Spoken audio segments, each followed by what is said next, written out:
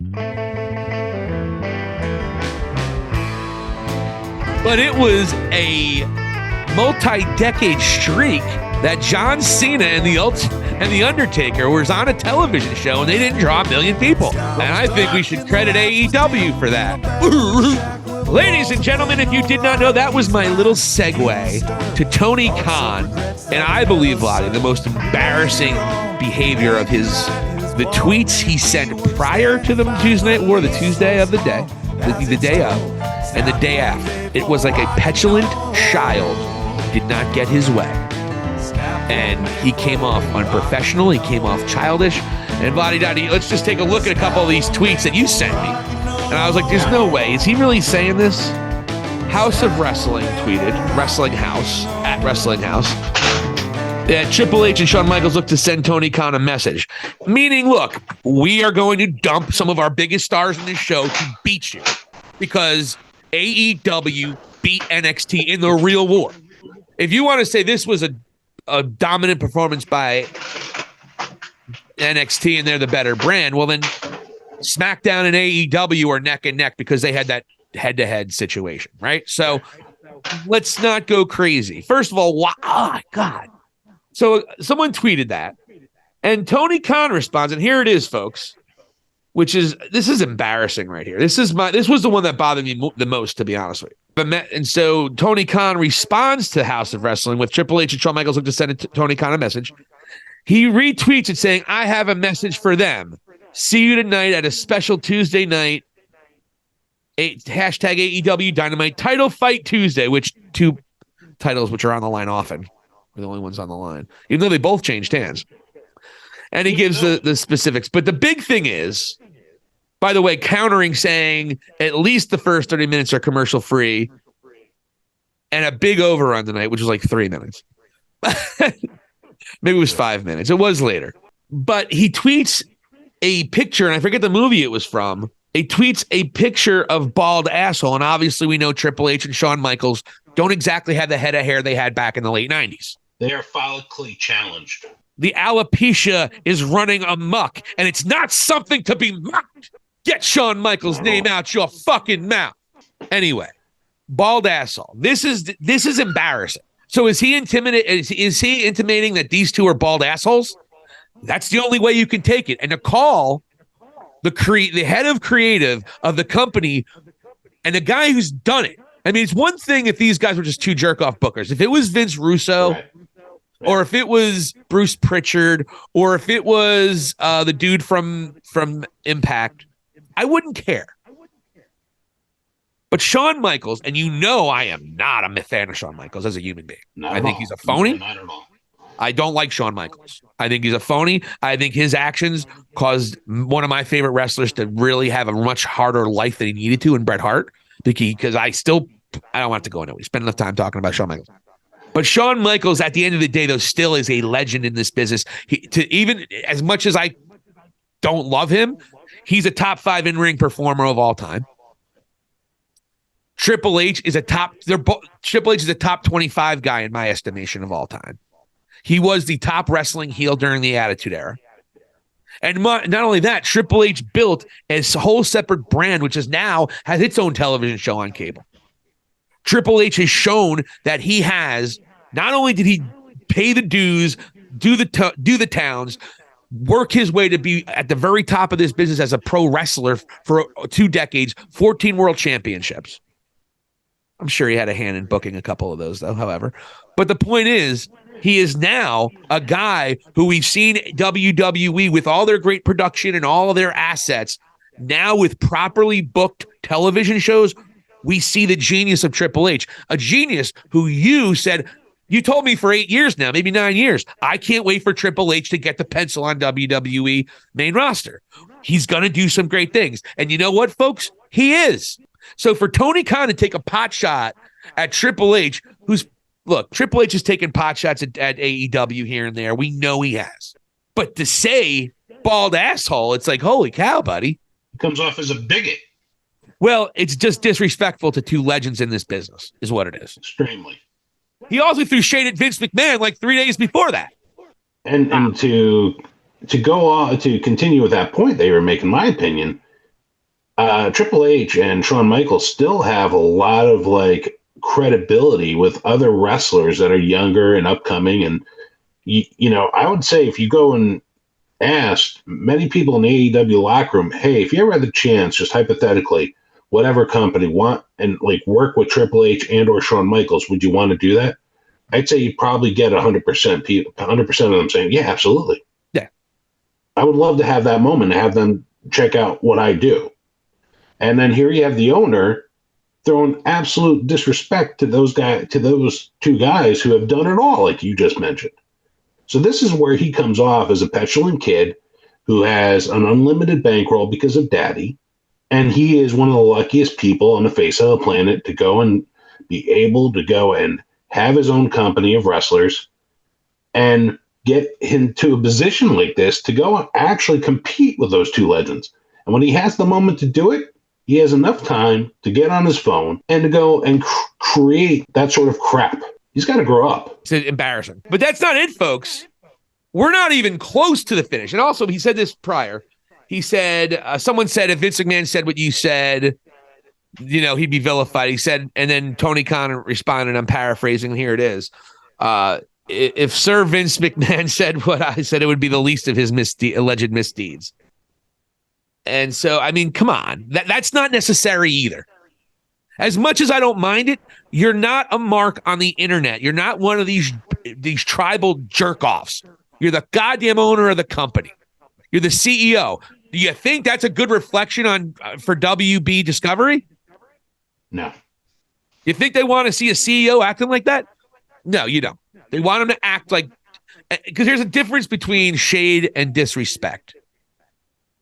Tony Khan's disrespectful. But it didn't stop there, Vladi. After what most of us thought would happen, NXT whipped that ass on AEW on Tuesday night. It was a Tuesday night thing. And by the way, it's all good.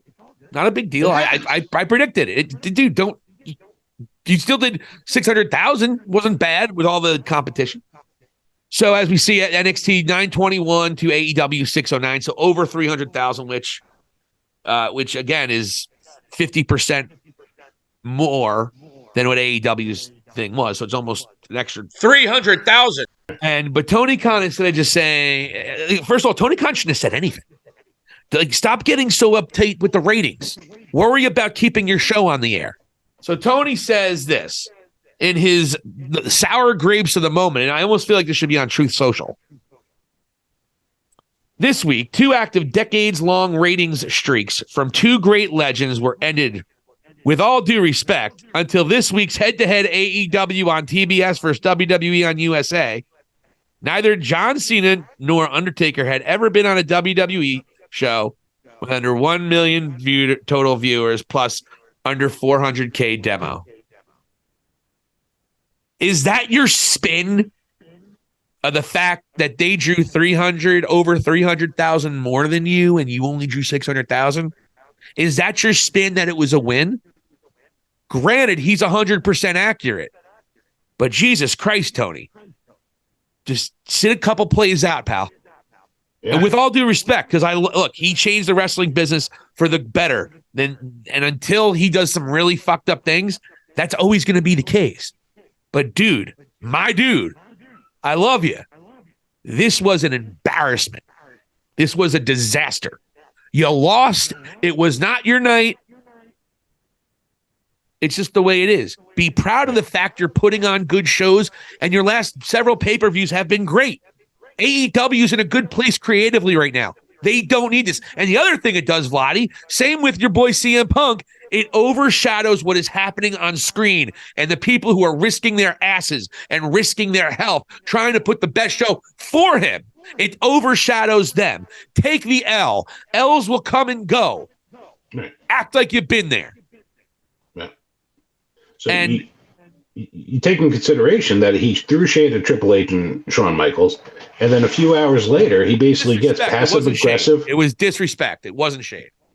Disrespect to Triple H and Shawn Michaels, and then 24 hours later, he gets passive-aggressive with John Cena and The Undertaker. And again, So let me go to your locker room again. Hey, would you ever like the opportunity to work with both John Cena and or The Undertaker in some capacity? 100% of his locker room would say yes. So this is how disconnected he is, and is just really needs to put the phone down. I mean, my God, what does it take for like Jeff Jarrett, somebody like to go and say to him, "Hey, man, take a breather"? Absolutely, Vladi. It was an embarrassment, and I was ashamed to be an AEW fan reading this because John Cena and The Undertaker, that was shade thrown at them. Yeah. Disrespect to Shawn Michaels and Triple H. And you're talking about, I mean, what? Easily, in terms of if it was just strictly WWE, easily 4 of a top 10 stars in WWE history. And what's ironic, too, is within the last week, Undertaker came out and gave like the highest praise to MJF. I don't have the quote right in front of me, but it was like, wow, like, can you imagine if you're a guy MJF's age, what he's accomplished, and then Undertaker from across the way is like, hey, man, I noticed that. And Undertaker's been very critical of the younger generation wrestlers. And what does he do? He goes and puts a spotlight on your world champ. And you, Tony Khan, go and do that. Who by the way, MJF, as we all know, is Jewish and a very devout Jew. So I get that. But you know what? Again, if you're Tony Khan, this is within 72 hours of an absolute massacre that occurred. Okay. When you have Juice Robinson out there referring to MJF as Friedman over, I think twice he does it, and then they show Friedman written on the roll of coins twice versus MJF, that's putting it more on his religion. And you could have still done this storyline with just putting like MJF or him referring to MJF and saying, especially considering what happened within 72 hours previous to this, and just say, hey, you know what? I've been the guy that's been using the quarters. Now these are for you. And MJF could take it whatever which way. But they put Robinson in a weird spot because it's like he's going the Friedman route. Who else calls him Friedman? He's been calling him Friedman for weeks, though. So I just think that's the thing he does. I don't think it was specifically like Barack Hussein Obama where he's trying to trigger people because he's Jewish. I think that's, and to even suggest that, come on. It's not. But again, like if I was tone deaf, but I don't think it was offensive. And that's the thing. It's like I wouldn't just want to open up that door. I would say, listen, just refer to him as MJF and just put MJF on the roll of quarters. And like, if MJF is okay with this, all right, I understand. But we might get some pushback for this. Well, they did, but that's the thing. Tony Khan did overshadow that part because it was brought up, but it wasn't necessarily as big of a deal as Tony Khan's tweets. Right. So is it possible Tony Khan is so shrewd doing a Vince McMahon, whereas I'm going to take the pressure off of my guys and make news because of it? Because Vince has done that before as well. And so has Bill Parcells and other coaches in the NFL. They take the heat off of their players by being more ridiculous sometimes. Yeah, but he was already on the ridiculous roller coaster, and there was no stopping him at that point. The bald asshole did happen prior. Yeah, the bald asshole did happen prior. Right. Yeah, it's like, no, so there's no conspiracy theory there. We were already on that trip.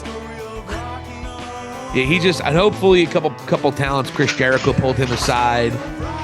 That's the thing, and Tony he just needs to grow up and be an adult. He needs to be the adult in the room at all times when you are at your position.